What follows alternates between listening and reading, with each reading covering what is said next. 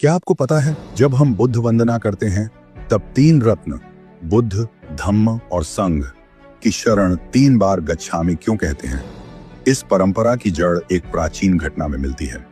एक समय भगवान बुद्ध नालंदा के पावारिक आम्रवन में विहार कर रहे थे। उसी समय निर्ग्रंथ नाटपुत्र भी अपने समुदाय के साथ उसी नगर में ठहरे थे। एक दिन एक निर्ग्रंथ दीर्घ तपस्वी तथागत के पास आया। उसने बताया कि निर्ग्रंथ नाटपुत्र पाप कर्म का नहीं, केवल दंड का विधान बताते हैं और 3 दंडों में काय दंड को सबसे दोषयुक्त मानते हैं। तथागत ने कहा कि वे दंड नहीं, कर्म का विधान करते हैं और 3 कर्मों में मन कर्म को सबसे दोषयुक्त बताते हैं। जब यह बात निर्ग्रंथ नाटपुत्र को पता चली तो उन्होंने विवाद के लिए अपने शिष्य उपाली गृहपति को भेजा। लेकिन तथागत की देशना सुनकर उपाली इतना प्रभावित हुआ कि उसने उसी क्षण 3 रत्नों की शरण की प्रार्थना की। तथागत ने कहा, गृहपति, सोच समझ कर करो। यह सुनकर उपाली और गहराई से प्रभावित हुआ। उसने दूसरी बार शरण की प्रार्थना की। तथागत ने फिर कहा, लंबे समय से तुम्हारा कुल निर्ग्रंथों के लिए अन्न जल का आधार रहा है। यह मत समझना कि अब उन्हें पिंड नहीं देना चाहिए। उपाली का विश्वास और दृढ़ हो गया।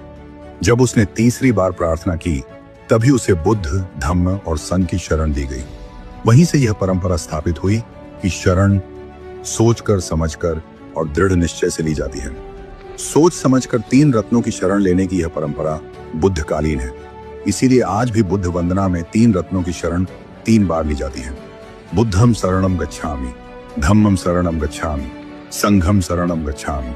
और ऐसे ही मैं दूसरी बार बुद्ध, धम्म और संघ की शरण जाता हूँ और तीसरी बार मैं बुद्ध, धम्म और संघ की शरण जाता हूँ। तो अब अगर कोई आपसे पूछे 3 रत्नों की शरण 3 बार क्यों ली जाती है, तो आप शांत मन से बस इतना कह सकते हैं, क्योंकि शरण कोई शब्द नहीं, यह एक समझ है, एक जांच है और एक दृढ़ निर्णय है। इसीलिए हम 1 बार नहीं, 2 बार नहीं, बल्कि पूरे होश और जागरूकता के साथ 3 बार बुद्ध, धम्म और संघ की शरण जाते हैं।